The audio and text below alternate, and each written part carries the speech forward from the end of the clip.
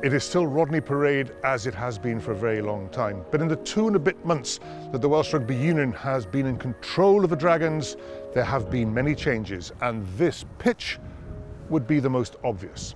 Now though, there are changes behind the scenes. The Dragons have a new chairman, and his name is David Buttress. He's local, from just up the road, which is where we went to meet him.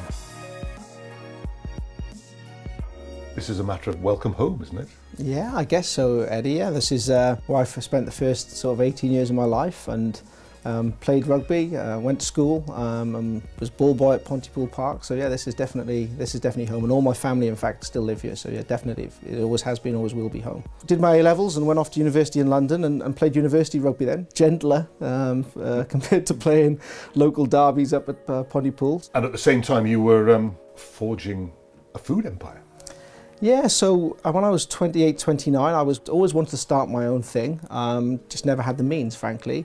And then 28, 29, Just Eat came along as an idea with me and a partner, and we got building. It was 2005, 2006, we gave up our jobs and we started building Just Eat and got to work. You've made some money. Yeah, just a little bit. What am I going to do next in life? How high on that list was, well, I tell you what, I'll go and take the Dragons on. Yeah, actually, it might sound perverse, but actually reasonably high, because rugby has been a massive part of my life. I mean, as a child, my grandfather was heavily involved in rugby in this area with Pontypool as a treasurer. When I started talking to Martin at the WRU and thought about the opportunity that I think exists in this area. I like building things, I always love building things, so I thought, why not? Why not give it a go? I think outside of Newport, the Dragons didn't emotionally connect. And I talk about my family, my granddad, they're all rugby fans, they barely went to the Dragons. My granddad was still taking the bus to Pontypool to watch a game. And I asked him about it, and he didn't feel emotionally connected to the Dragons.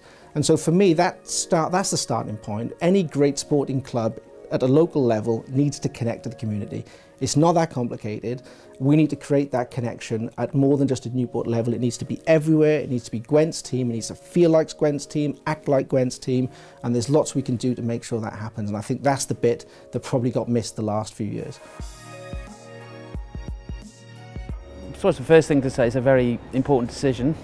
So David's going to be critical, obviously, now for the future of the Dragons, so not something either of us have rushed into. And the Welsh Rugby Union's ambition is not to try and run Dragons. That's not what we're here to do. We're here to serve 300 clubs, we're here to serve 4 regions.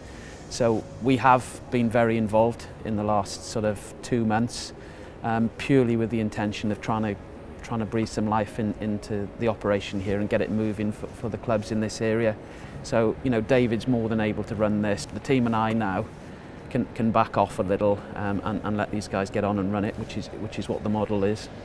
I think we can make change in months, actually, and really drive some improvement, but overall it's going to take years to build it up. But I think we'll be in a very different place in 2 or 3 seasons' time. I'm very confident of that.